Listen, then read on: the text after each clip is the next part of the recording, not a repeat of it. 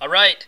This is DJ Rem from Rock Addict Radio, and I have Reese from KEFR on the line. And did I pronounce that right? You did. Thank you.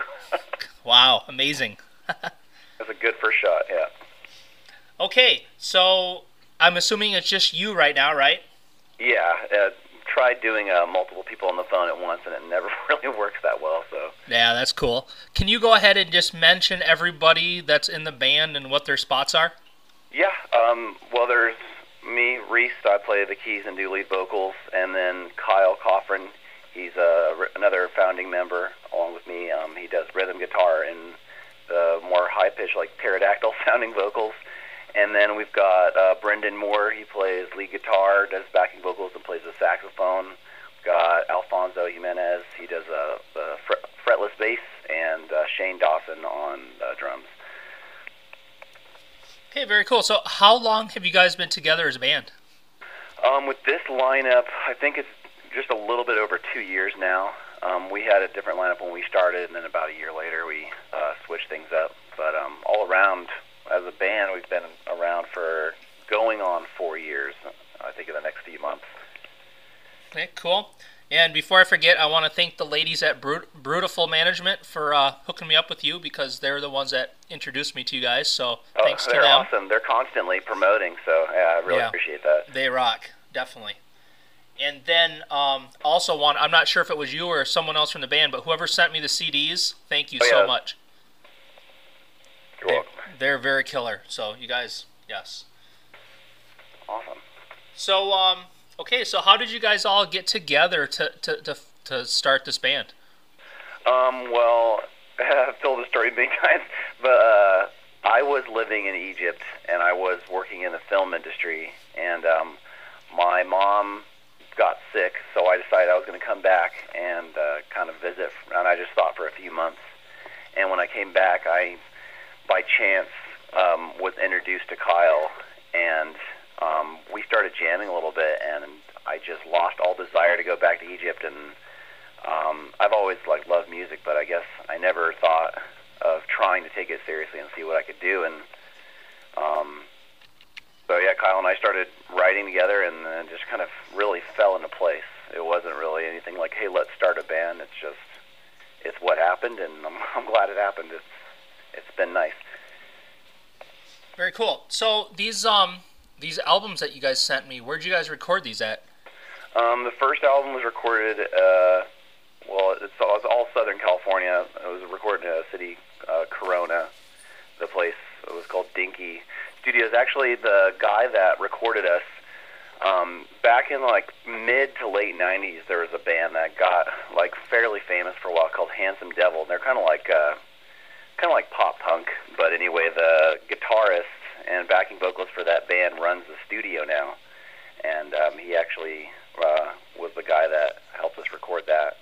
And then our last album, The Burial Tree, was recorded kind of in the same area, but at a studio called Lunchbox Studios, with the guys, which is run actually by an old friend of Brennan and Shane's that they were in the high school band with, so it kind of came around full circle. Oh wow, that's pretty cool. Yeah. So how often are you guys able to get together and practice?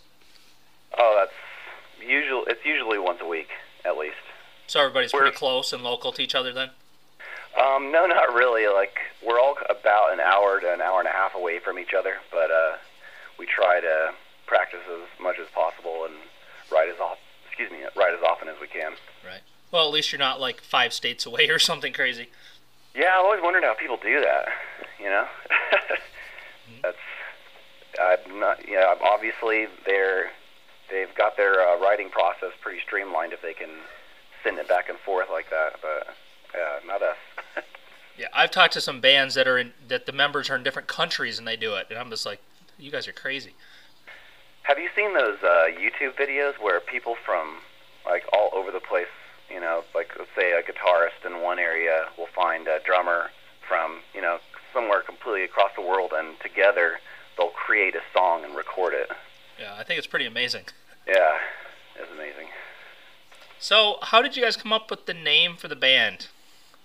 Well, it's Arabic and it means I am infidel, and so so that's obviously, kind of inspired by my time in Egypt. But when Kyle and I started jamming, he had a song that he had written called Takeover, which is on our first album, Volume 1. And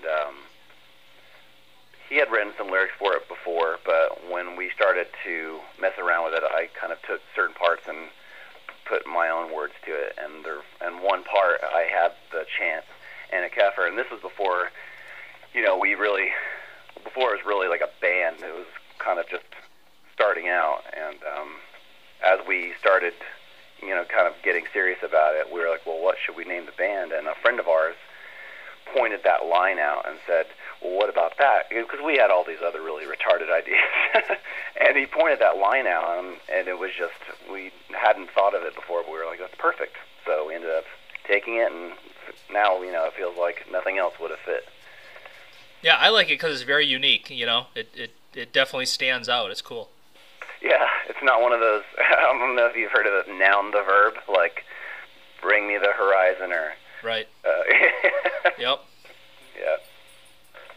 So so growing up and stuff, what kind of music did you listen to? What are your influences?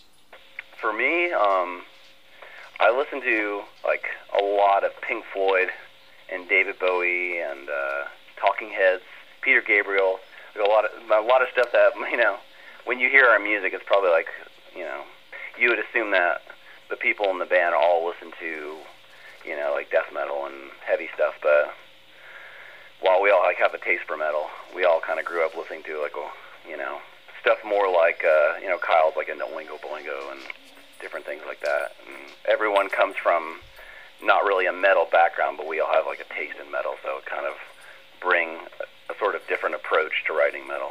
Yeah, I love it. I love when I talk to bands and they tell me stuff like that and say that, heck, I never hardly even listened to metal growing up. That's awesome. Yeah. Well, it gives you it helps feed into your unique sound, so I appreciate that. Yeah, I think that bands that whose members just listen to metal, I think it kind of like handicaps what you can write, because if you don't listen to like a lot of different things, then you're not really gonna, you're not gonna be inspired by anything that's outside of the genre. So like you're not necessarily gonna do anything different. You might do something that's really good. That's it's already been done before, and that's cool. But for people who write or who are trying or not even trying to write outside the box, sometimes it's better to be inspired by things that have nothing to do with that particular style. I agree. I think if you have that wide variety of tastes and things, I don't know. I find that the true musicians are those guys. Yeah, people with like eclectic tastes. Right. Exactly. So, who do you get your musical talent from? Did your parents or anybody was like musically talented that you kind of draw from, or did you just kind of self-taught? Oh, it's kind of funny. My mom always swears that I get like my musical side from her, but she doesn't play anything. Like she can play a tambourine if that counts. So, but I think like, I don't know, because my brother is also a drummer, and so I feel like, I think that it's really just, we could have turned out to be anything. Like my brother and I, we could have ended up being like sports people. I think it's really just like, we're just born that way. Right. Yep.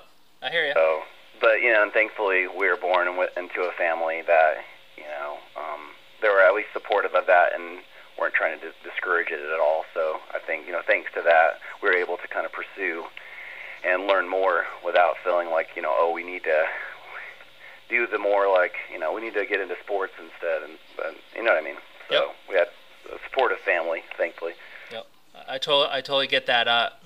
My one son is not into sports at all, but he is totally into band, and he plays a clarinet, and he just loves it. So. Oh really? Is he in band in school? Yeah. Oh yeah. I wish I'd gone into that. I look back now and I'm like, why didn't I do that? It seems like the amount of things that you can learn from that. It seems like it would be a really awesome experience. And clarinet is really cool. I've tried playing it. Yeah, I cannot play any musical instrument whatsoever. Yeah. So. I play the clarinet on the burial tree, and what's funny is I practiced and practiced and practiced, and I was like, okay, I got this. And then we go to record the part, and I was squeaking every 5 seconds. Everyone was like, it's just because you're nervous. And I was like, yeah, terrible. Like, I thought I was going to impress everyone, and I was just squeak. Oh, well, at least you tried, man. Yeah, I tried. So, have you had to make any, like, major sacrifices in your life to make music and kind of pursue this dream? Well, you know, not going into, like, full details, while some family are very supportive, there are other people who think that it's a complete waste of time. Right. Or that, you know, it's basically waste of time, waste of money.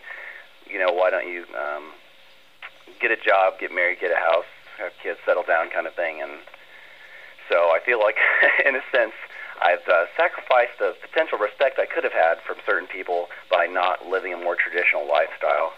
But aside from that, I mean, it's just, you know, with music, it's a very expensive venture if you're going to, you know, do it seriously. Right. So a lot of time and money and work. But it's completely worth it. You know, if you're passionate about art, then, you know, even if you're living on the street, as long as you're doing what makes you happy, then I really don't think it matters in the end. Yeah, I totally agree, and all the haters out there can buzz off. Yeah, exactly. What what are your what is the band's goals for, like, the next couple of years? I mean, where do you guys want to be? Well, you know, it's funny because I've been thinking about that a lot more lately. Oh God, please don't tell me this thing's battery's dying. Anyway, I've been thinking about lately, and we had a few major labels show some interest recently, and we were excited about the prospect until I guess we kind of saw a little bit into the industry more than we had seen before, and the industry really wants to take bands and really change them and kind of turn them into as commercial a thing as possible. And right. While I understand, like, you know, they want to make money off of you, I feel like, well, I don't want to sell my soul, you know, just to make a dollar. So we're kind of like weighing the pros and cons of that kind of stuff right now, because it's like we don't want to change who we are. We want to, you know, remain who we are and write the music that we want to, but at the same time, it would be really nice to have some kind of backing so that we can continue doing what we do and not always be a struggle. Right. So, and the other thing with labels is they really just open the doors for being able to get on, like, the bigger tours. And while we have done like a national tour, and we're going to do another one in the near future, I guess it's just a lot easier with a label, you know, because when you do it independently, every penny's coming out of your pocket. Right.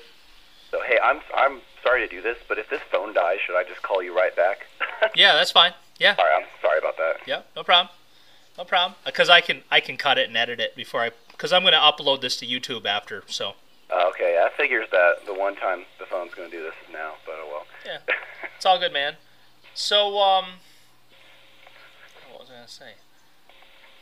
Oh, I was going to ask you about you were mentioning some tours and stuff. What's the biggest band you've played with?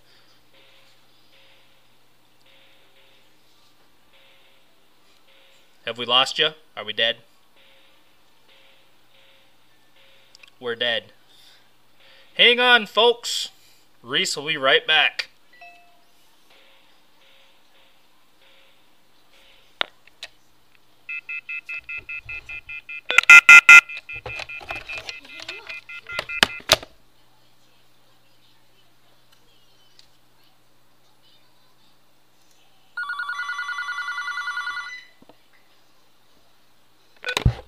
Welcome back. Hello? Hello? Hey, can you hear me? Yep, welcome back. Sorry about that. No, it's all good, man. So, yeah, we were talking about the tour, and you just started to ask a question. Yeah, what's the biggest band you've been able to play with? We played with Into Eternity and Exodus. It's been I don't know. Well, I think the last big band that we played with was Taproot. But we're actually playing with Sabaton. I don't know if you know who they are, but they're... I love Sabaton, yes. Oh, really? Yeah, we're playing with them next month in L.A. They're doing, like, I guess it's the the CD release party. Right. Yep. So we're going to be playing with them for that show, and that's going to be exciting because I know that, especially with this upcoming album, like they're really starting to break out, and like they're really starting to basically really, build a much bigger fan base. So it's going to be cool to be able to be a part of that night. Yeah, very cool. Yeah, I really dig their older stuff, so that's awesome. Yeah. So, go ahead and let's tell people where they can buy the albums at and what kind of networking sites that you have available for people to get in contact with you. Okay. You can, well, first off, our official website is AnnaKEFR.com, A-N as in Nancy, A-K-E-F as in Frank, R. And then if you want to get the CDs, we have them on iTunes, Amazon, CD Baby, Rhapsody, Napster, all those. So if you just search, you can find it. And then, and what else did you ask, aside from where you can get the albums? What are your social networking sites you guys use? Oh, right, sorry. You can also find us on Facebook. That's the one we kind of use more often than not since MySpace is pretty much dead. But right. Facebook.com/AnnaKEFR. Or on Twitter, so just @AnnaKEFR. We're also at MySpace /AnnaKEFR, but like I said, pretty much a ghost town on there now. It's funny, too, though, because Renee, one of the owners from the station, the other night was interviewing a band, and they actually mentioned that over in Europe, that MySpace is still huge, and they still have like a huge following from the European side. So really, that's weird. So I had never heard that before. So yeah, maybe it's band specific, So if I was to grab your iPod or your MP3 player from you right now, what would I find you listening to? That's fine. It'd be a pretty weird mix. I've been listening to a lot of like older Pink Floyd and like Adam Hartmother and Omagama kind of stuff. Like they're more weird, noisy, and experimental stuff. And then I just got the new album by the Swedish black metal group Nagelfar. Yep. I've been like waiting for that for 5 years, so that came out and it's pretty cool. And then aside from that, there's an Italian kind of doomy, progressive, I don't know what you call them, band called Valkyria. Yep. And then also the new Abigail Williams album, Becoming, is really good. So it's like the first time in a long time that I've actually been listening to newer music. So it's kind of nice. Kind of nice to find some, like, new bands that don't completely suck. Right. Yeah, there's a lot of those out there. Holy crap. Yeah. Yeah. So, what sets you guys apart? What makes you guys stand out from all those other bands that are out there trying to do the same thing? Well, I'd say there are a few things. I think first and foremost, just the music itself. If you listen to it, it's pretty different. We do a lot of really kind of, when I say strange, I don't mean like, oh, what the hell is that? It's just more, it's pretty unique sounding. So while it is metal, it's really hard to kind of classify exactly what it is.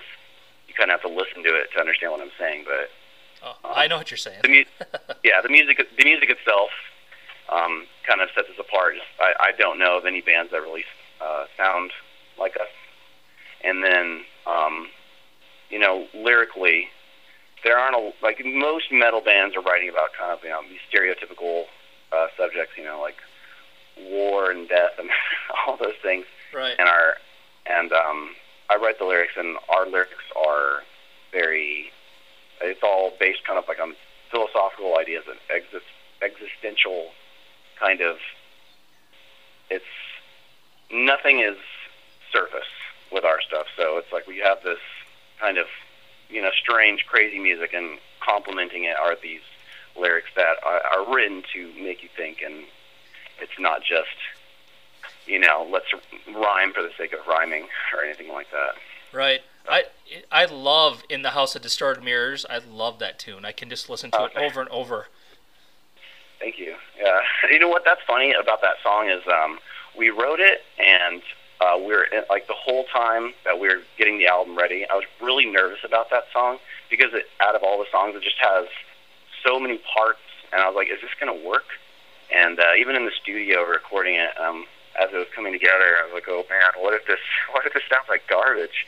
And then when it was all done, it was like one of the most pleasant surprises when we heard it. We were like, oh my God, it actually works. So it's one of those nice things where we kind of just threw it together. Well, not like haphazardly, but we put it together, and all along, all these doubts, like, oh, is this going to be okay? And in the end, was like, oh wow, that's a pleasant surprise. Yep, very cool. I agree. What's the craziest thing that's ever happened to you guys at a show? The craziest thing, huh? Obviously, I'm sure there's crazy things that you don't want to share, and I get that, but something that you're willing to share. Here's something that's crazy. Not so happy, but we did a national tour last October to November, and we got to Panama City, Florida. And, months in advance, I've been talking with the guy that does the booking there, emails, phone calls, like keeping in regular contact. So we get there, and the guy's there that I've been talking to, and he acts like he has no idea what I'm talking about. And I'm like, he's like, there's no show happening tonight. And I pull out my phone and show him, like, hear the phone calls and, show him the emails. I'm like, what is this? And he kept trying to act like, he wasn't a very good actor, so it was obvious he was just trying to get out of it for whatever reason. But he was pretending like he had no idea, what was going on. And so, we had driven like who knows how many hours that day. And we were so exhausted and frustrated, and we were just about to leave. And some people showed up, and we're like, hey, is KEFR playing tonight? And if it wasn't for them showing up, like, we would have just driven away and not played it at all. So it's like, it was bad because the guy was a complete dick. But right, yeah. Cool. It was really cool because we got to meet some fans, on the other side of the country. And, we played. Because the guy, ended up, trying to screw us out of the show like that. He hadn't promoted or anything at all, so there weren't very many people. So it was a pretty intimate show, but it was really cool because even though it was such an intimate show, it was like, well, we're playing that show just for them because they had come out for us. So it ended up being, overall a good experience. Yeah, and I can't even, you have this emotion going on that this dude's trying to screw you out of a show, and then the fans show up. I mean, that must have been pretty heartfelt. Yeah, it was. And the irony, though, is they show up and ask if we're going to play, and we're like, oh, wow, we're going to play the show. So the guy agrees, okay, well, you can play. And we're like, okay, well, is there a sound guy? And he's like, no. And is there any equipment here? And he's like, well, we have like this, complete trashed PA system and these speakers that aren't hooked up. So we had to completely ghetto rig the whole show. Like, they didn't have enough microphone stands or anything, so I had to take my camera tripod and extend it all the way up and tape a microphone to it just to make it work. So it's like, that was the most ghetto-rigged, frustrating show ever. But like I said, because of the people who did show up, it made it something really special. But I just remembered that night, while on tour, we'd always park in Walmart parking lots because they let trucks and different people park there overnight. So we went and parked our van, and we're trying to go to sleep, and I just remember the feeling in the van was like, we all hate life right now. Right. So it's definitely a show you'll never forget. Wow. Oh yeah, never. Not even if I wanted to. Not even if I tried. All right. Here's a newer question I started asking, and I really love this question. So, who in the band spends the most time in front of the mirror before a show? Oh my god. I don't know. Oh my god, that's a funny question though. I hope he doesn't want to kill me for saying this, but I think it would be Brendan.